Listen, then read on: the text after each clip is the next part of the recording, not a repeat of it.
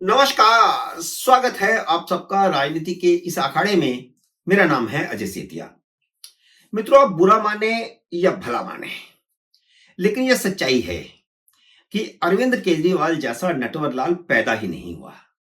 लेकिन केजरीवाल में एक खासियत है कि वह संकट में फंसने वाले मुद्दों को पहले ही पहचान लेते हैं।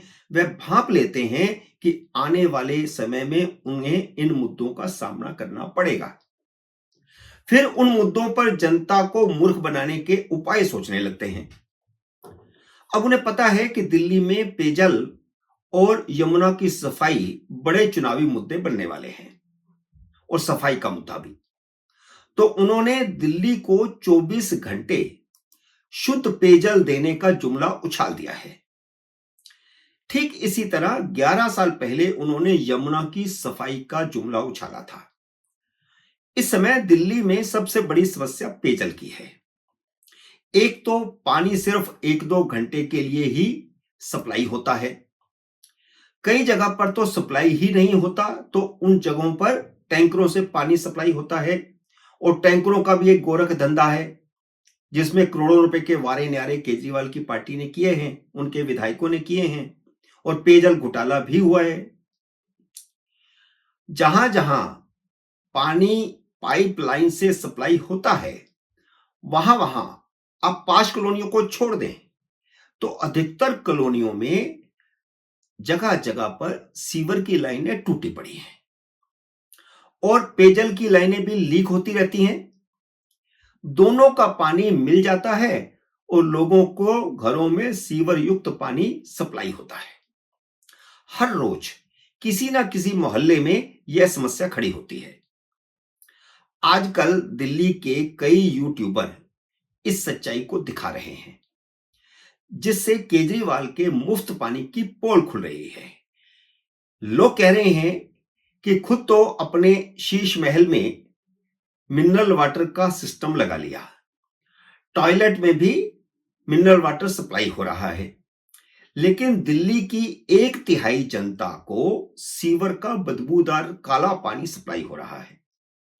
केजरीवाल ने मुफ्त पानी बिजली का देश भर में ढिंढोरा पीट दिया, लेकिन लोग यूट्यूबरों को हर महीने आने वाले बिल दिखा रहे हैं, और नल से निकलता कोका कोला के रंग जैसा पानी भी दिखा रहे हैं, और यह भी बता रहे हैं कि गर्मियों में 8-8 घंटे बिजली नहीं आती, जिसका देश भर में वह ढिंढोरा पीट रहे हैं, बल्कि दिल्ली की पब्लिक मीटिंग्स में भी कह रहे हैं।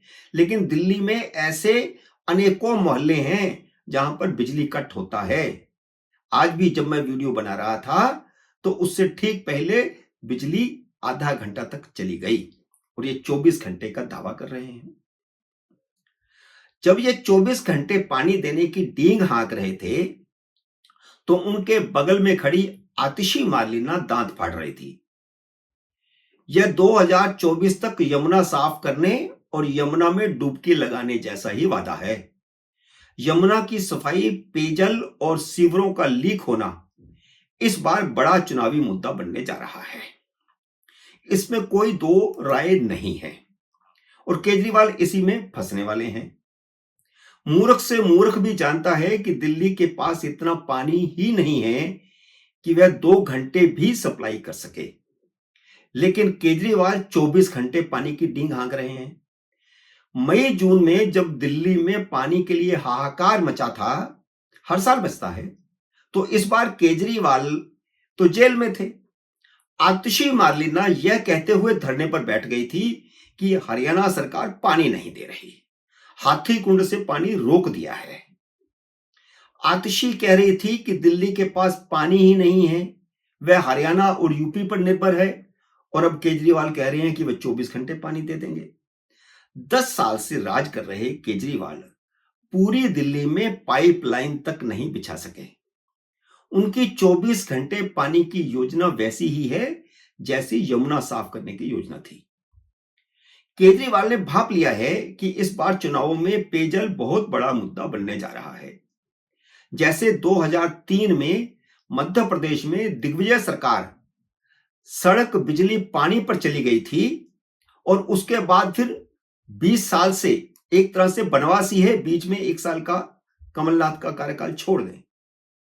तो जैसे दिग्विजय सिंह की सरकार बिजली सड़क पानी पर गई थी, उसी तरह इस बार केजरीवाल की सरकार के परखचे उड़ेंगे।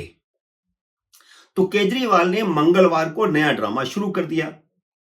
उन्होंने एक घर में घुसकर नल से पानी पीकर इस अभियान की शुरुआत की। दिखा रहे हैं कि वे नल से पानी पी रहे हैं, 24 घंटे नल के सप्लाई हो रहा है, जबकि दिल्ली में 2 घंटे सुबह पानी आ जाए तो बड़ी बात होती है। और निश्चित रूप से जो पानी उन्होंने पिया उसके पीछे आरओ लगा होगा। वे यह दिखाना चाहते हैं कि दिल्ली में किसी घर में आरओ की जरूरत ही नहीं होगी, वह ऐसा पानी सप्लाई करेंगे।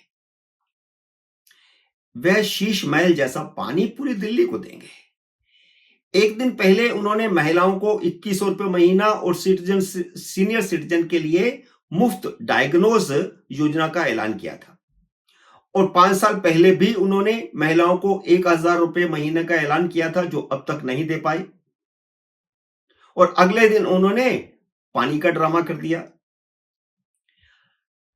चुनाव का अभी बिगुल नहीं बजा है, लेकिन केजरीवाल ने अभियान में तो भाजपा और कांग्रेस दोनों को मात दे दी है। कांग्रेस और भाजपा अभी उम्मीदवारों की चयन प्रक्रिया में ही उलझे हुए हैं। भाजपा प्रेस कॉन्फ्रेंसों और एक्स हैंडल पर उसी तरह आरोप पत्र ही जारी कर रही है जैसे 10 साल से करती आ रही है। कांग्रेस की न्याय यात्रा भी टाइम फिस हो चुकी है। महाराष्ट्र के चुनाव के समय कांग्रेस ने खुद ऐलान किया था कि महाराष्ट्र का चुनाव निपटते ही राहुल गांधी खुद दिल्ली में न्याय यात्रा करेंगे, मल्लिकार्जुन खड़गे भी करेंगे। न्याय यात्रा शुरू भी हुई थी, लेकिन बीच में ही बंद हो गई। राहुल गांधी एक दिन भी यात्रा में दिखाई नहीं दिए। ऐसा लगता है कि महाराष्ट्र में करारी हार के बाद राहुल गांधी ने केजरीवाल के सामने घुटने टेक दिए हैं। वैसे ड्रामेबाजी में राहुल गांधी केजरीवाल के भी बाप हैं। जो संसद में उन्होंने ड्रामा किया वो तो आपने देखा ही था।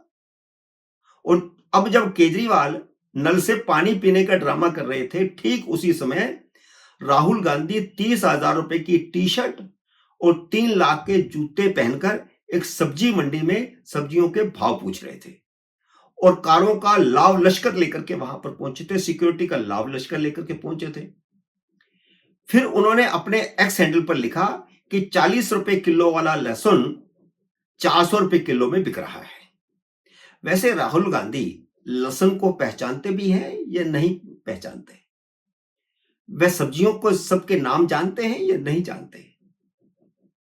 राहुल गांधी को तय करना चाहिए पहले कि वे किसानों के साथ हैं या उपभोक्ताओं के साथ हैं। क्या वह दिल्ली में महंगाई को मुद्दा बनाना चाहते हैं, जबकि दिल्ली की जनता के लिए महंगाई से बड़ा मुद्दा पेयजल और सफाई है, जिसमें केजरीवाल पूरी तरह विफल रहे हैं। दिल्ली की जनता केजरीवाल को चलता करना चाहती है, लेकिन न कांग्रेस दम दिखा रही है, न भाजपा के नेता कोई दम दिखा रहे हैं। कांग्रेस ने केजरीवाल के सामने संदीप दीक्षित को उतार दिया। आतिशी मालिन्ना के सामने अलका लांबा का नाम लिया जा रहा है। अलका लांबा पहले आम आदमी पार्टी की विधायक रह चुकी है, लेकिन पिछली बार वे कांग्रेस के टिकट पर लड़ी तो हार गई थी। लेकिन इन दोनों का जनता से कोई कनेक्ट नहीं है। दोनों फूके हुए कारतूस हैं। केजरीवाल के सामने भाजपा हर रोज नया नाम उछाल रही है।